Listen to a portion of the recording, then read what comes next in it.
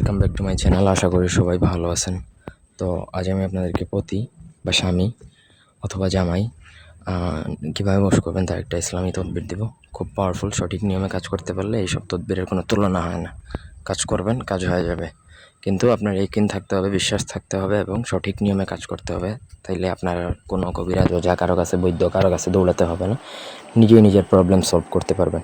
এরপরে যদি আপনারা না পারেন বা আপনাদের ব্যক্তিগত যে কোনো প্রয়োজন বা যে কোনো কাজ যদি আমাদেরকে দিয়ে করাতে চান, সেক্ষেত্রে স্ক্রিনে আমি নাম্বার দিয়ে দিয়েছি, সরাসরি ফোনে, হোয়াটসঅ্যাপে বা ইমোতে যোগাযোগ করে আপনাদের ব্যক্তিগত যে কোনো কাজ করাতে পারবেন আমাদেরকে দিয়ে, দেশে অথবা দেশের বাইরে থেকে।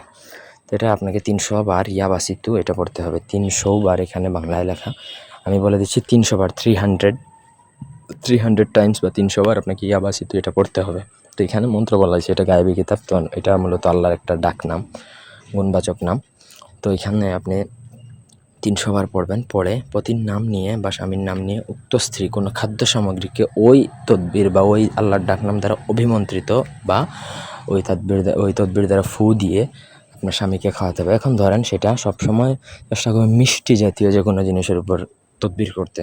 বশীকরণ বা প্রেম, ভালোবাসা, এগুলা মিষ্টি জাতীয় জিনিসের উপর খুব ভালো এফেক্টিভ হয়।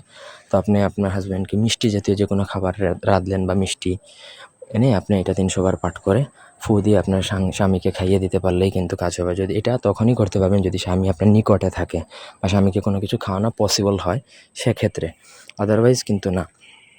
তো আশা করি বুঝাইতে পারছি। প্রপার নিয়ম বা প্রপার গাইডলাইন ফলো করে যদি আপনি কাজ করেন, সেক্ষেত্রে আপনার কাজ হয়ে যাবে। এটা 1 সপ্তাহের মধ্যে কাজ হয়ে যায়।